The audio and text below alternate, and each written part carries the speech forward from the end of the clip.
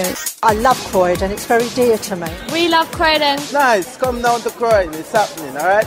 I love Croydon because of the nightlife. Croydon is just cool. Like. I love Croydon because of the shopping, and I get to see my friends here, and I love everything here. Croydon Radio. Well, there's a few people that seem to very much love Croydon, and hopefully there's a few more people in the studio right now who at least partially like Croydon. I'm sure. I'm joined in the studio right now by two members of the band Nuway Army, and also by Aid Orange. So, guys, how are you this afternoon? Yeah, very good. Thanks very much. It's lovely to have you all down here. So we'll start by Nuway Army. You're basically, how would you describe yourselves? I don't want to use kind of the wrong term or phrase. Tribute act. How do you describe? Absolutely, I would say Nuway Army is a Gary Numan tribute band. Okay. And we cover a lot of the early Numan stuff that unfortunately doesn't get played so much these days. So we've taken that on, and yeah, that's what Nuway Army's about. So how many of you are in the band usually? Six. Yeah. So we got two of you down here. I tell you what we'll do. Why don't we go across and you guys can just give a little bit introduction for all of the listeners, kind of like to let everyone know exactly who we're dealing with here this afternoon. Right.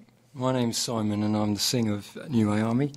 Obviously, I do Gary Numan, and to the left of me is... I'm Paul. I play keyboards with Nuway Army. I've been playing keyboards for a long time, on and off, ever since my teenage years. And obviously, Gary Numan was very much a part of my music life as a teenager. So it's fantastic to be up on stage performing as he was then. Okay. And I'm Aid, and I actually used to play in the Gary Numan band for 22 years. Which is something that absolutely fascinates me, and I want to know all about. Me too. We're going to be here. We got refreshments. I'm not sure what your rider is. We'll get some whiskey down here later. So let's start. I said on air earlier, actually, I was sort of talking to the listeners and saying, before you guys came down and I was doing some research, obviously I knew Gary Numan, but I didn't necessarily know a huge amount about him. And from doing some research, he seems like a real, I don't know what the word is, but a real character in that very unique individual, that there would be a lot of research that you could do, and you could write whole books about his influence in music. So what for you guys is his influence or legacy, I suppose, to you? Well, personally, for me, I would say that his influence on me was like, I basically just, someone taught me how to play the keyboards, just one line on a Numan track, and from that day on I just thought all the music that he played was just fantastic. It was so melodical, it was just so out there, so different, and the way he was on stage was just amazing, and that to me was just very influential. I just then started just practicing loads of stuff and just did loads and loads of synth stuff. It was great. What age were you when you first sort of really got into? I was 13. Yeah. Before that, I was into something completely different. I was sort of like punk and stuff. But yeah, just got straight into it after knowing more about Numan, really. How about you, Paul? Similar for me, yeah. From about the age of 13,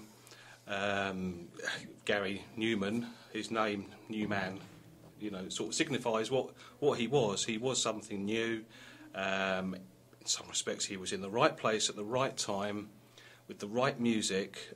In terms of, it was a new music, there was a new look, new sounds that hadn't really been heard before. Late 70s, early 80s was phenomenal for synthesised music, and he was just there, and he just captured people's imaginations with his look and the way he acted and performed.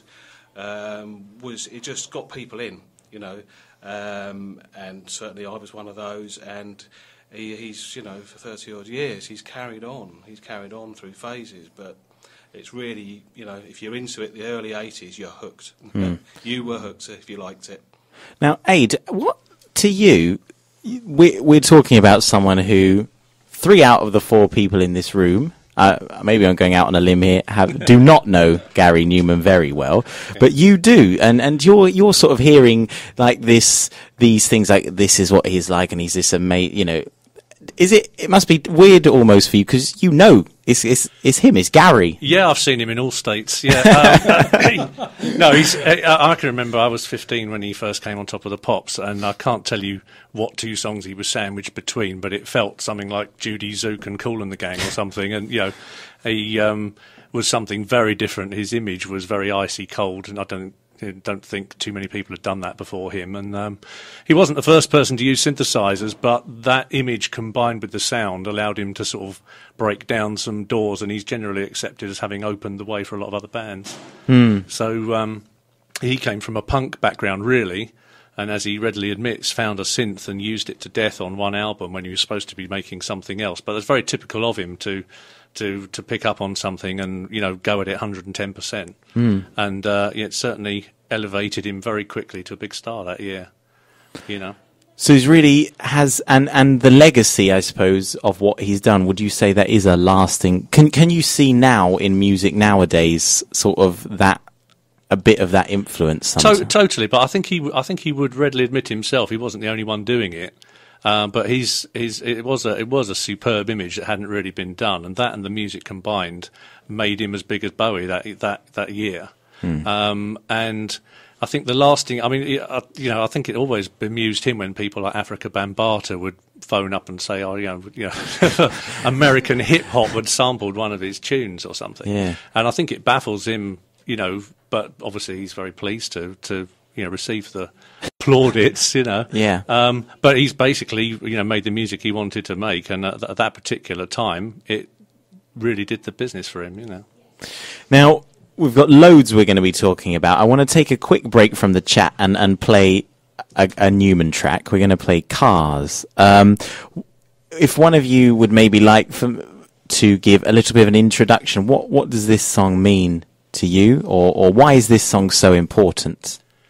Well, if I'll go again just for the first, I think the intro to this song is such a striking piece of music. It's really stood the test of time, even though you could argue it's a little bit twee, and what Gary's doing now is a lot heavier. You can't deny that when this comes on, from the moment that the first high note there is sort of working a discord against the rest of the really strong riff, everybody knows this song, and. You know, how could you not be proud of a tune that is known worldwide? You know, although it's come back to haunt him a few times because he'd rather crack on with a new album, and people will insist on playing this. At the end of the day, it's just a fantastic piece of pop music. Yeah, absolutely. And, used by Tesco's and Churchill in very recent times. It must be right. It has stood the test of time. Used by Tesco's and Churchill, and now Croydon Radio, the highest compliment in the land.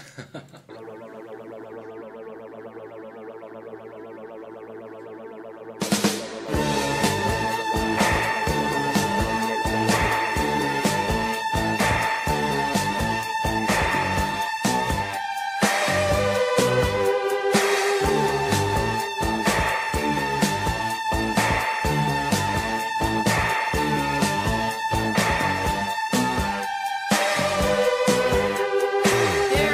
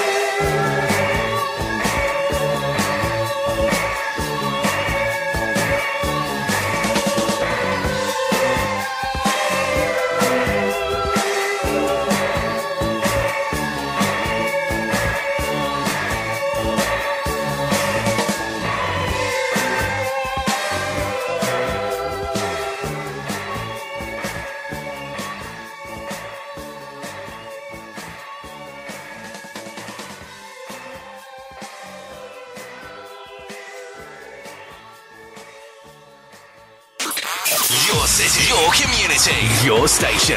I'm definitely proud to be a Londoner. Wouldn't like to live anywhere else. This is Croydon Radio.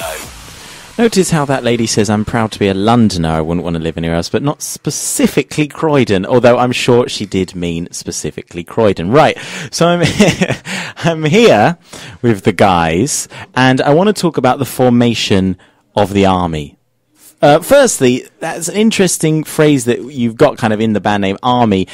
Why? Why Army? Well, it all started a long time ago in 2001 when I wasn't actually planning on doing a tribute band at all. I was just into Gary Newman. I guess I just dressed a little bit like him when I was at one of my work dues, and someone come up to me and said, you ever thought of doing a tribute band? And I went, no, not really, not at all.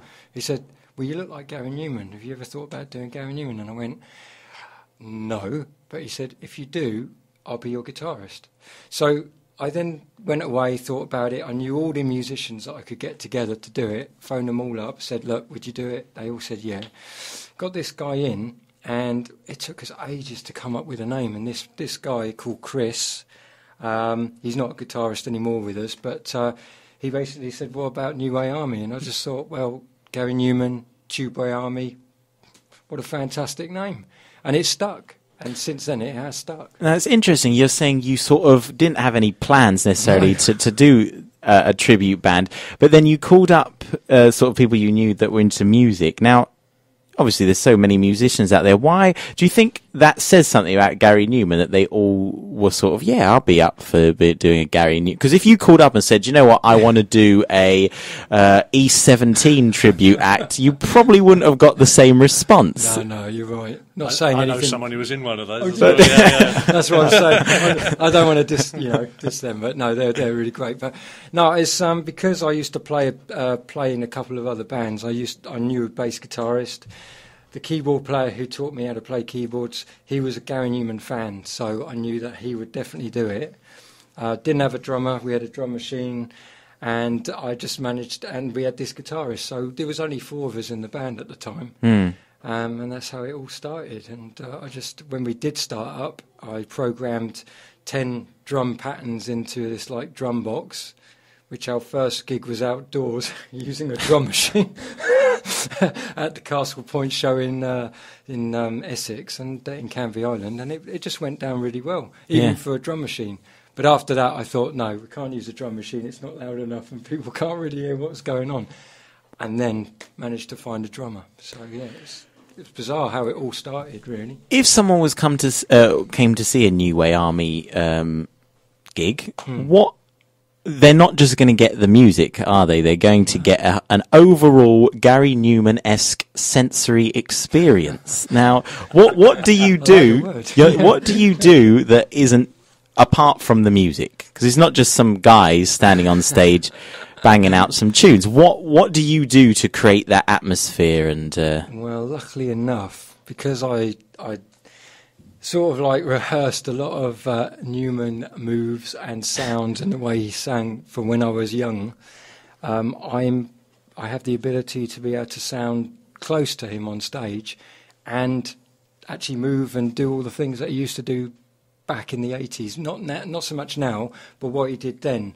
So I really, really sort of rehearsed what he used to do. And so they get... Can you confirm this? I can vouch for that. The compliment that I can play Simon is that sometimes we've done a few rehearsals to do this, and sometimes while I'm playing, I can actually, I actually forget we're, doing a which is a tribute to the detail that he's gone into. I'll give you a tenner later. Yeah. Certainly the closest voice I've heard. And there's quite a few Newman impersonators out there because it's a very distinctive sound which some people find they can do, but I must say Simon does it with great subtlety, and it really works.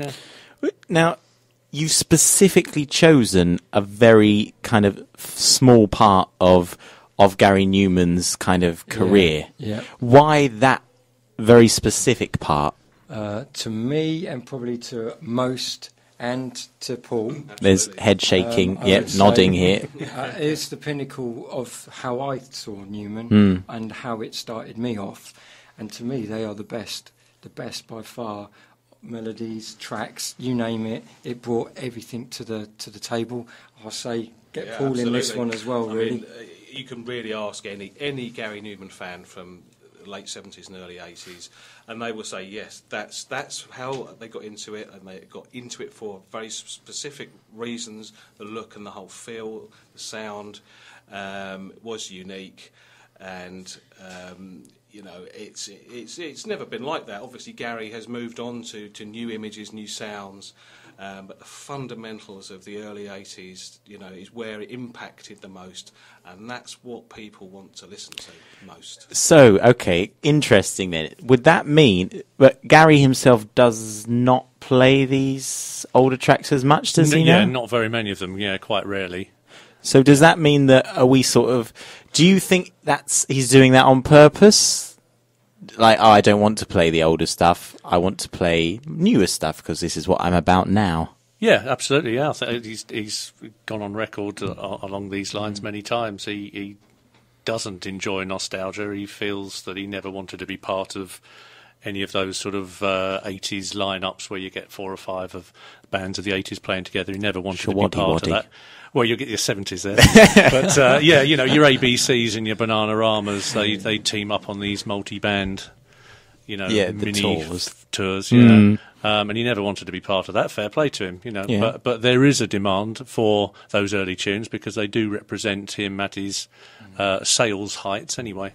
So how many tracks in total are we talking about in terms of for the Nuway Army? Sort of in that time period, how many sort of tracks does that cover? Well, we perform 25 tracks, wow, which cover the first Nuway Army album, Replicas, Pleasure Principle, Telecon, and a couple from the dance album as well. So you're looking at about 78 to 81, really. So quite a lot of tracks for actually not that amount of time, really. Sort of 3-4 years. We wrote a load of albums in that period. Yeah. So you started back in was it 2001? Yep. And then if we go up to 2005. Yep. The Nuway Army sadly disbanded. Now, I remember a bit like Take That when they disbanded. There was one of those phone lines. It was similar. I do remember the press conference. There was a phone line you could call up if you were upset. What? If you don't want to go into detail about it, that's fine. But what was the reasons? Were there any specific reasons behind it? I think there was just changes in the way that we all sort of felt in the way we were actually moving on with music and stuff. I think there was like Daffy had another band as well, and I actually moved away from the area, so it made it harder. I just wasn't sure about where the direction was really from where we were going. So unfortunately, we just all packed up, and it's literally just by Facebook. We all got back together again 7 years later. Bizarre. So you got back together in 2000 and hang on, I'm trying to use a bit of maths here. 2013, 2012? 2012, yeah. 2012, just almost by chance. Yeah. Now, you don't have completely the same lineup as you did before, or you have new members now as well. We do have new members. Which kind of brings us in what happened kind of with the situation. It's kind of an odd story with you, Paul, I think, is it, of how you kind of got involved? Odd, I suppose most things are odd in the music business, but we're going back probably somewhere in the region of about 18 months. I didn't know Simon. I didn't even know of Nuway Army, but I had said, always liked musical instruments, keyboards, synthesizers, and forever I'm playing around with them. So anyway, I bought one off of eBay, and from some guy in Leatherhead, not too far away. I thought, that's okay, that'll do. That looks interesting. I'll have that. Went round and collected it, and we just got chatting on Si's doorstep, saying, "What do you?" Do you write music? Do you play?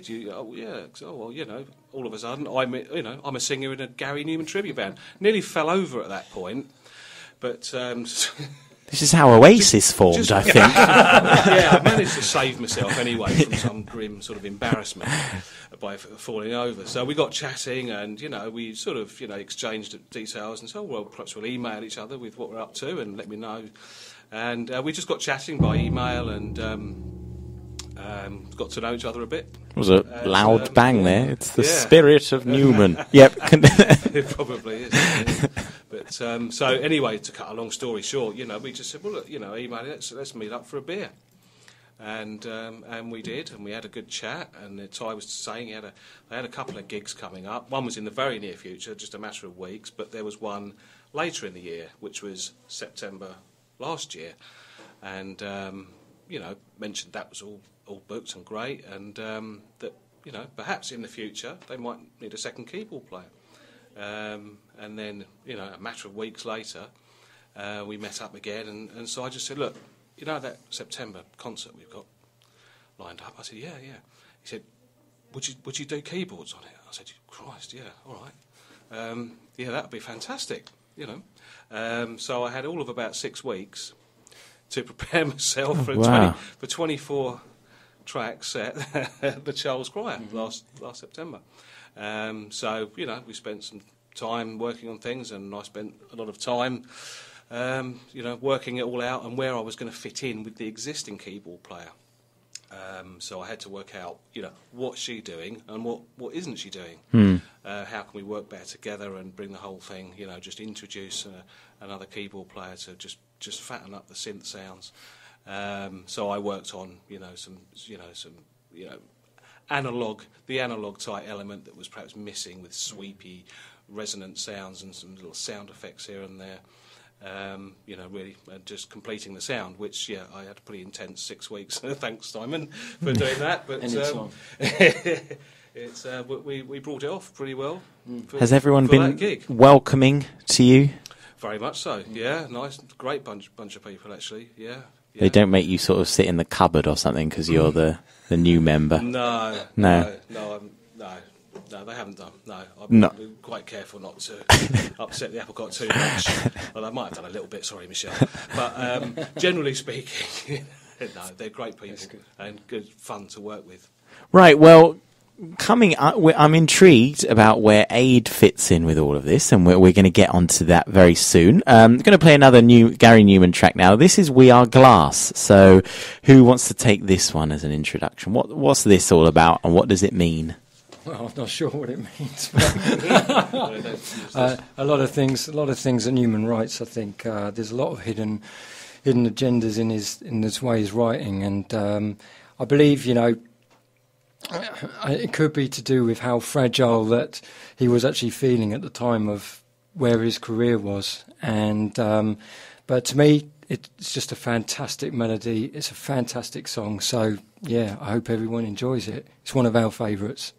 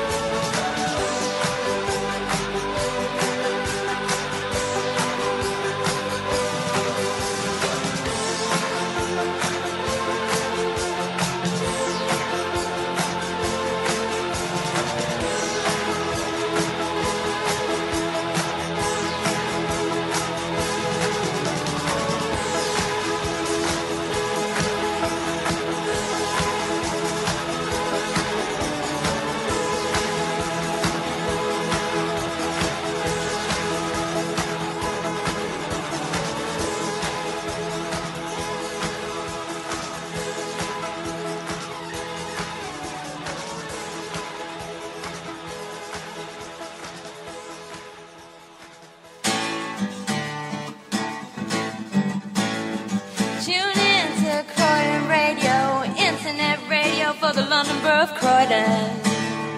Yeah. We should get the Nuway Army to record some sort of... that lady really does sound like she's struggling to get everything in the right minute like that. Well, I can see it now. Croydon. Right, I'm recording. I'm recording that. Joe the waiter. Here in Croydon. With the strum of the guitar, Joe the waiter style. Do you know what? Maybe you could add a little synth in there, and it would. It'd be rude not to. It would be really, wouldn't it? Right. So we've got up to. We kind of know the sort of the background now of the Nuway Army, but Aid, how do you fit into all of this? Well, okay, why yeah, not very well. Before these guys come into your life, let's go back for a while. So what's your history in the world of music? Okay, I was about 15 when Gary first appeared on Top of the Pops. I was a bit young to be being in the band at that point. But I had a short career of my own. Ended up with a record deal with EMI when I was 19, I think I was. And after that short career had played out, really, with a couple of single releases and some good production experience. I got to work with Tony Visconti on one of our tunes, which was cool. But then I bumped into a guy who had been signed by Gary, who was running a small label at the time. And he was saying, oh, God, I'd love to get you in to, assist with production on the album we're recording. And I said, well, if Gary will accept me, then I'll be glad to do it. So that's how we met in about 1985, I think. Has the music industry changed a huge amount? Good God, yeah, out of all recognition. Yeah. I really don't know how bands get signed these days. It's so hard.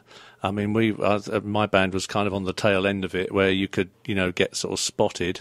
I think you have to do so much of it yourself these days. You've pretty much got to, make records, get them on Twitter and Facebook, and be halfway there before anybody will look at you. Really, I don't think there's too many record labels developing artists these days. You've got to pretty much make the album and see who wants to release it, I think. There is this sort of rose-tinted spectacle sort of look back at that sort of 70s, 80s time. Do you think it was a great period for music in general? I do, actually, yeah. Marred only by probably some dodgy productions on Reflections, too much reverb and some dodgy drum machines, but that's all there was at the time, but there were some fantastic tunes written. Yeah. And some very creative people and some very distinctive images, which to those of sort of, dare I say, our generation, becomes part of the music. And I think the kids of today are missing out a little bit.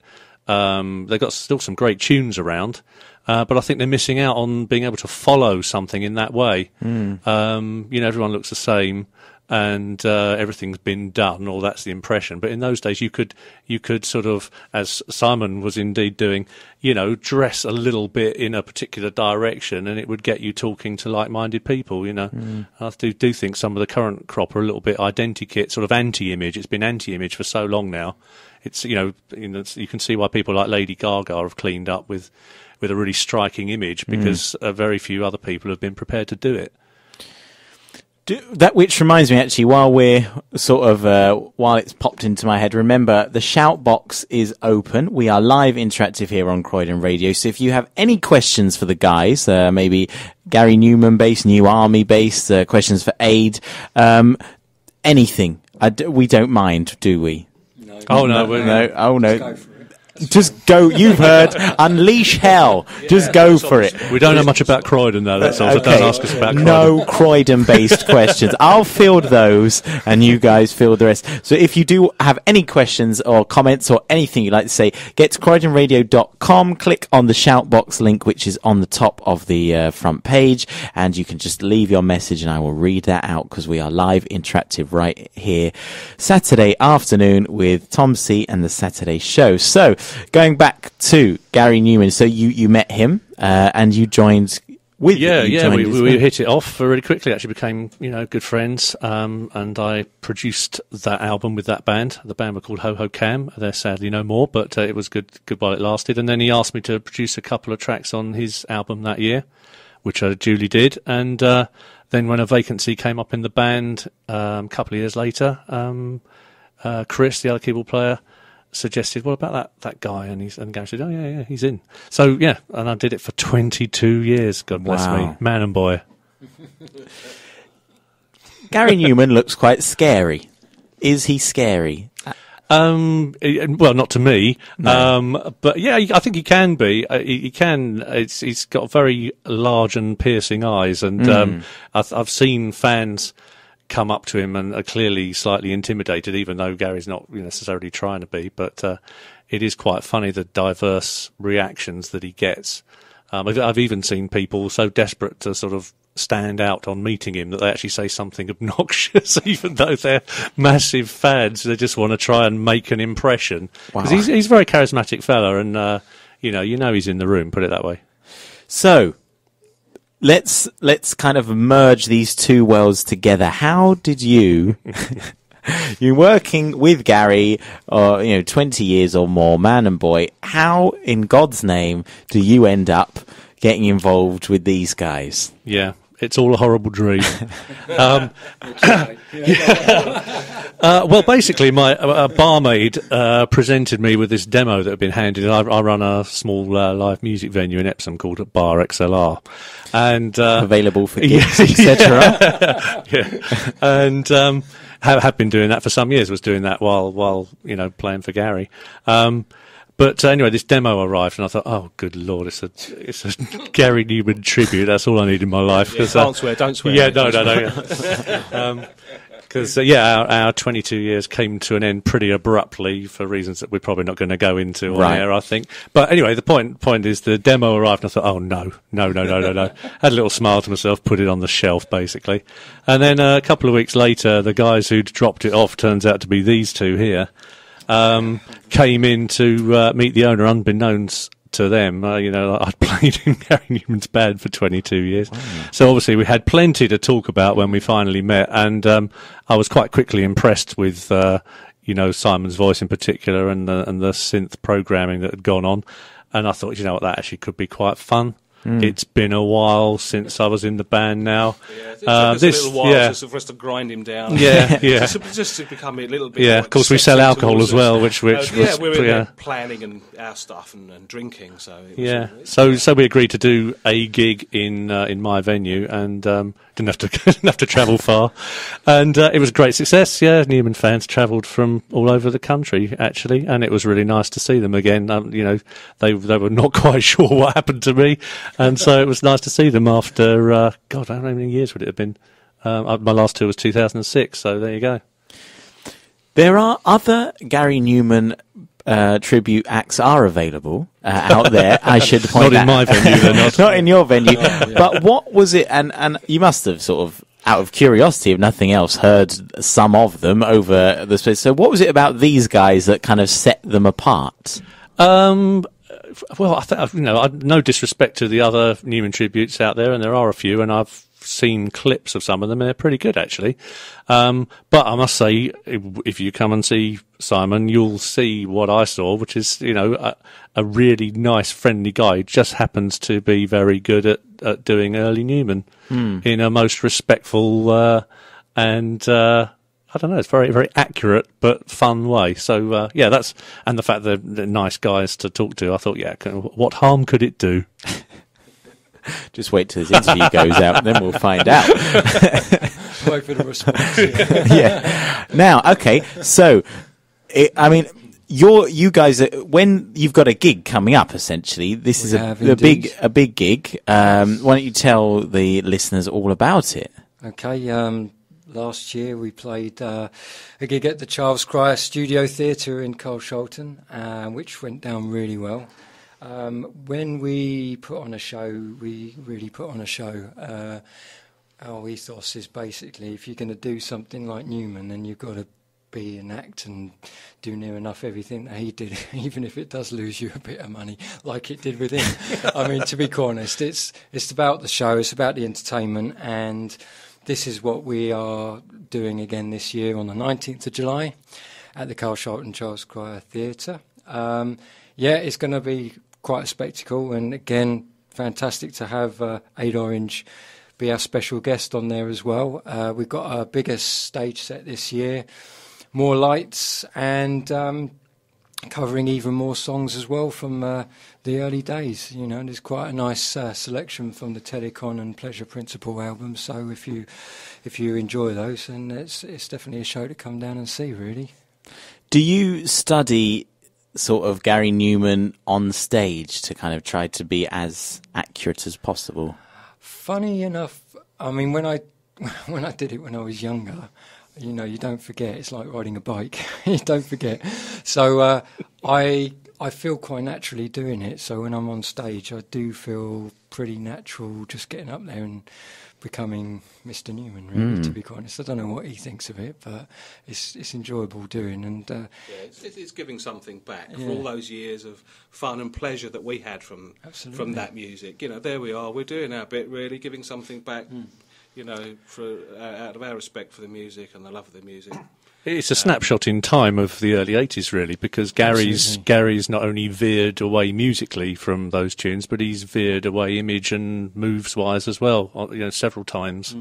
So, you know, you're just bringing a sort of a snapshot of the early years. Yeah, a bit of nostalgia, a bit of 80s nostalgia, really. And with the lighting is basically roughly the same sort of lighting that we try and represent of the 80s as well. So it's not all this new stuff that's come about. We're trying to get all the old lighting in there as well. So, yeah, I think people will be quite happy when they turn up. It sounds about as authentic as you can get, basically. It is. Now, you said you sort of recognised or you remembered some of the fans, the Gary Numan fans. We got to know them pretty well. There was a strange period in the mid-'80s, actually, where on a couple of tours there would be like a coach of fans that would follow the tour and book into the same hotels even. So we got to know some of them very well. You did end up chatting to people who were doing every night of the tour, and they'd probably spot more of the small mistakes that you'd made than you did yourself, you know. But it was good fun. Would it be safe to say there were some fans that were rather obsessive, maybe, and I think probably Gary would have to admit that he has some of the most loyal and indeed in some cases obsessed fans in the music business. And why do you think that is? What is it about Gary that kind of has that? The very striking early image, I think, and also he's always been pretty outspoken himself, you know, on all kinds of subjects. He was the go-to pop star for Conservative voters in Maggie Thatcher's 80s, which I think he sometimes regrets now, really. I think he probably mentioned on one occasion how he might be voting, and ever after that the tabloids would come to him for some quote on Maggie Thatcher, which was quite a bane of his life for a while. But no, he's always been outspoken, and I don't know, he's a you know, he comes across a very nice fella, and has entertained consistently over some 30-odd years. Well, with that in mind, I think it's time for another Gary Numan track, Our Friends Electric. So, again, who would like to take the stage for this one? Well, Our Friends Electric, what can we say? Obviously, Gary Numan, or as it was at the time, Nuway Army's first ever major hit. The first one that ever really did anything. It went to #1 in the chart and took the music business by storm. Yeah.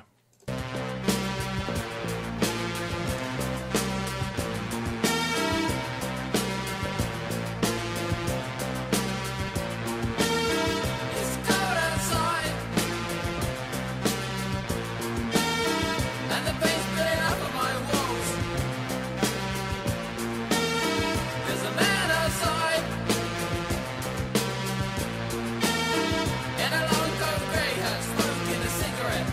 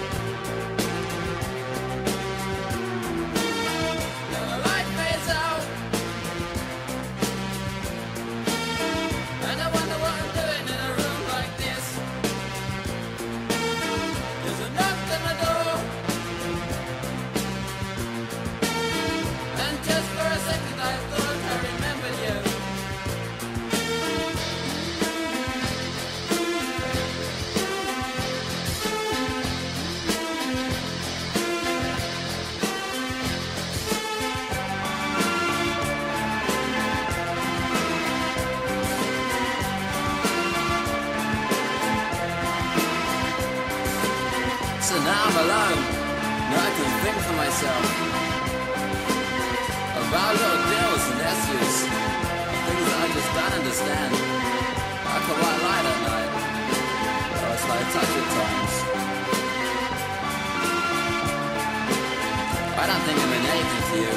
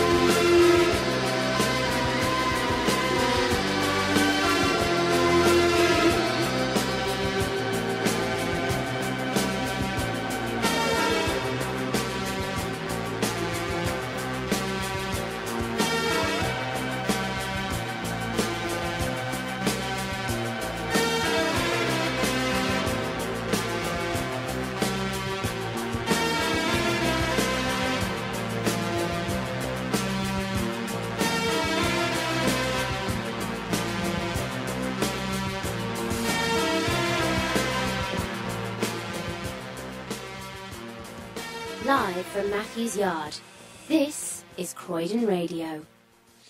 Right, we are live and interactive here on Croydon Radio. And we've got a couple of questions, or questions and comments, should I say, on the shout box here. We were just talking off air about the Gary Newman fans, and sort of you were all saying how friendly and embracing they all were. Absolutely, they are amazing. It's an amazing fan base, really is. Well, Darren would like to say happy birthday to Simon. Thank you very much, Darren. You can confirm it is your birthday today. I can confirm it is my birthday today. Wow. And there's a big possibility that could be my brother. Yeah? Or the lighting guy. Yeah, that's it. Yeah. And someone else would like to know, where will they be able to get tickets from for the gig that we've been talking about? You can get tickets from the Sutton Theatres website, which is www.suttontheatres.co.uk. So you can buy them online. You can get them on the door as well, but there are limited spaces. So yeah. I would always recommend, if you can, just buy them online, and you're guaranteed a space in there. And that's the Charles Cryer, is it? And that's for the Charles Cryer Studio Theatre in Carshalton, yeah. Now, so Gary Numan changes his style, his musically changes a lot. What is it hard to be a Gary Numan fan if I'm just trying to imagine if I like a musician and they make a certain type of music and then they suddenly go and make something very, very different, I'm not necessarily going to like that. So is it difficult to, to hang on in there? So not to say that his other stuff's not good, but to sort of, I wish you'd just do more of what you used to do. Stop being experimental and go back to what you used to do. I certainly think there is I think this band proves there is a market for those people who think the pinnacle of Gary Numan was the early years. I'm kind of that persuasion myself. But I think he's done incredibly well to take his audience through the musical changes that he's done. And I guess the common denominator right through is his very distinctive voice and, his personal charisma. So he has certainly taken on his fans on a journey that I can't quite think of another artist that's taken his fans on as big a journey musically. But, it's a credit to him that... large amounts of them are still with him. I guess he has shed a few various times when he's changed direction, but, that's entirely his choice, I feel. He's very good at reinventing himself as well, I believe, so that always helps as well. So you get mixture of new fans and old fans, so yeah. But, it's a good point. It's a very, very good question. I mean, I think over the years, I'm sure that the people that just love the electronic music and they don't like anything else, well, he's probably lost a few along the way, but then he's probably gained a few that perhaps have, been introduced. Come into it later, come into the newer styles, the darker styles of music, who actually like that. So he's probably don't have an agenda of disappointment from before.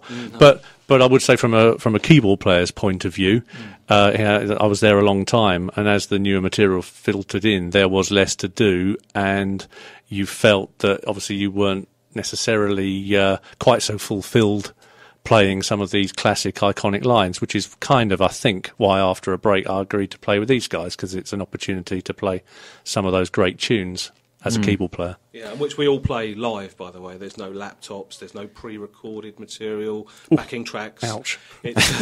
We all play live. Would that be what it was like? Is that sort of the 80s, the 70s and 80s? Is that what it would be? I mean, I know they wouldn't have had laptops, but was that the genuine sort of... Yeah, Gary Numan then, he had 2 or 3 keyboard players, you needed banks that of Mini-Moogs, Polymoogs. Yeah, they had 2 or 3 synths each, 2 or 3 keyboard players. You needed that to get all the sounds in the right places. But obviously with modern technology, more complex... But it's because he's changed his style now, and that's probably why he does it. Yeah, it's just really, a change of style, and they call it progression, apparently. Yes. Okay, interesting question here. Genderly ambiguously named Joe, I don't know if it's a boy or a girl, would like to know, has Gary Numan ever seen you guys play, or or given an opinion? Not that we're aware of, but of course with with the power of YouTube and whatever else, who knows? Yeah, I'm hoping in a way that he does see us, and I hope he likes what we do as well, because at the end of the day, he has made what we do possible in a way, because all the stuff that he did and create in the early years has made us want to do the same thing. So and I hope we can sort of hit the fans that maybe have never heard some of the early stuff and want to buy some of the early stuff as well. So I hope he enjoys what we do if he does see us. Gary now lives in LA, is that right? Yeah, that's right. America? Yeah. But he does come back to the UK to play occasionally. Yes, he does, yeah. But he doesn't necessarily do a lot of the stuff that you guys do. So what I'm saying is here, if you want the proper, genuine 70s, 80s Gary Numan experience with the real official old lighting, if you've been and one of the old keyboard players, if you've been to a gig and you've thought, you know what, I like 80s lighting and I want 80s lighting and I want it to be official and exactly how it was back then there's a gig for you. And remind everyone the date, the time, when is this all happening, and how can we get tickets? Okay. And how can we follow the Nuway Army on social media? Okay, so first of all, we are performing at the Charles Cryer Studio Theatre in Carshalton, and that's on the 19th, Saturday the 19th of July. I think doors open about 7:30. You can buy tickets on the door, or you can go to www.suttontheatres.co.uk. So yeah, you will see a fantastic performance of early Gary Numan. You can also check us out on www.nuwayarmy.co.uk. We've got a website that has some of our live performances on video, some of the live demos, so check us out there. Also check us out on Facebook and Twitter, so we are all over the place. What's your Twitter? What's your Twitter handle? Twitter's Nuway Army, so Okay. it's all Nuway Army. So basically, if someone Googled Nuway Army, they'd easily be able to find you. I think we're at the top, so yeah. At the top? I think we're at the top, yeah. And Aid, we can't leave without you talking about your bar a little bit. So again, if anyone's a bit thirsty and they want to get and they're around the Epsom area, how would they find? Yes, Bar XLR is at 79 East Street, Epsom, and I'm often there myself. We have live music every Friday night. We'll no doubt be featuring another Nuway Army gig at the end of the year, I would have thought. Oh yes. And other bands are available. If sort of a Gary Numan fan popped down one time where you they have done here and there. Okay. Yeah, they drift in. Are you sort of accommodating? Would you chat with them, or would you?